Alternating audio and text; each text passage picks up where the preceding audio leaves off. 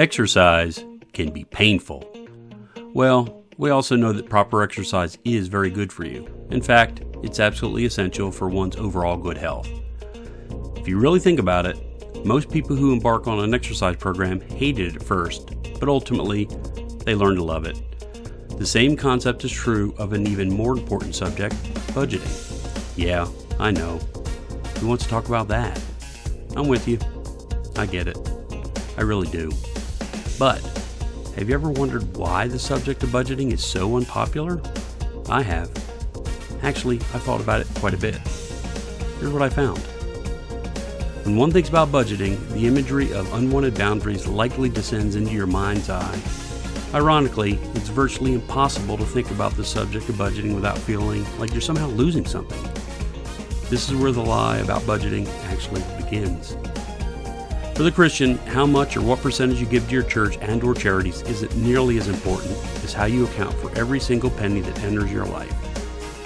You heard me right. Every single penny. Jesus spoke of money more than just about any other topic, and there's a good reason for that.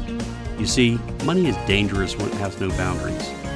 Without boundaries, money usually summons pain and merely feeds our egos.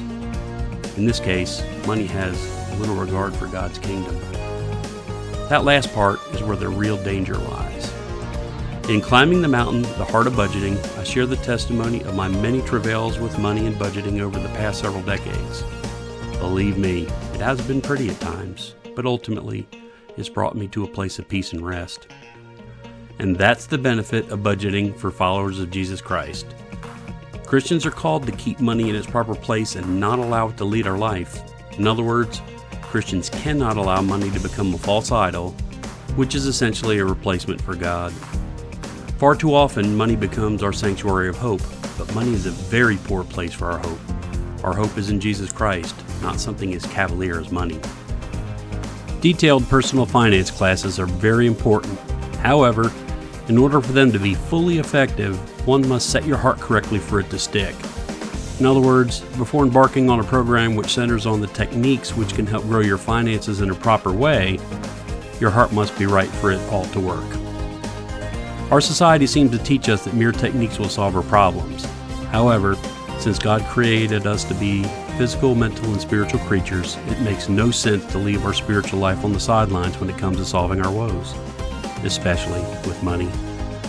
Climb aboard and join me as we ascend the ominous heights of Mount Budgeting together. Once you get your heart and your wallet united and working together, there's no telling what you can do with your life.